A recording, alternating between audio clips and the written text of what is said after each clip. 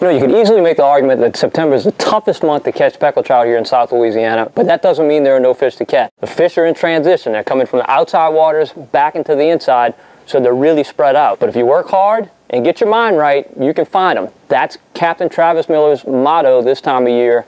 And we went out today and he put it on display and we put together a really nice box of speckled trout. Take a look. See, I just reached down to get a bait. Man. Another one though. That's all these are going to be perfect in about another month.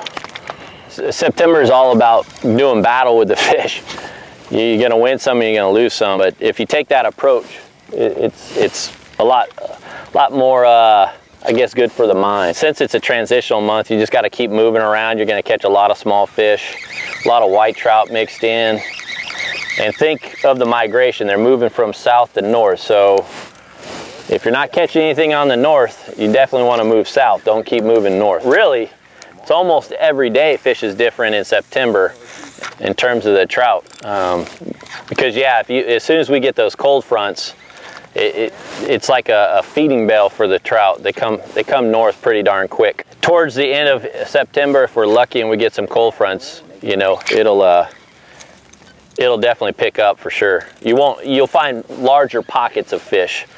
You know, right now we're just drifting and we'll continue to drift. If we pick up a fish, we'll drop the power pole. A lot of times what we do, especially towards the end of September, is we'll fish a lot of birds early.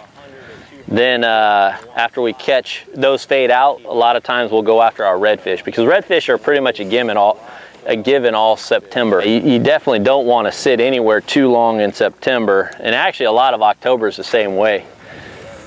These fish, they're constantly on the move. They're looking for bait.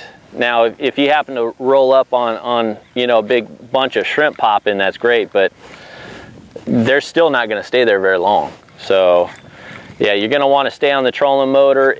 You can put the power pole down for a minute or two, but if you're not catching, don't stick and stay. If you find surface activity, you ought to get straight to it, because the name of the game is move, and those fish are on the move, bait's on the move. So those birds are going to be moving around too. So even if you're driving, you want to keep your eyes open, not necessarily if you're just sitting on a point. It was a weird summer in terms of size. A lot of small fish. I mean, I caught an 8-inch trout at the Mardi Gras rig, which is unheard of. So, you know, they get a full summer of feeding, still undersized. They're going to come in force, and I think we're going to have an epic fall, just from what I saw from the summertime with all the small fish out there. I think if you're going out, have a plan. Try to do a big circle, you know, whether it be from south to north or north to south. Hit every point, every cove, every reef that you know of, and sooner or later you're gonna either find a nice little pocket of fish, or you're gonna pick up a couple here and there, and at the end of the day you'll have a good box.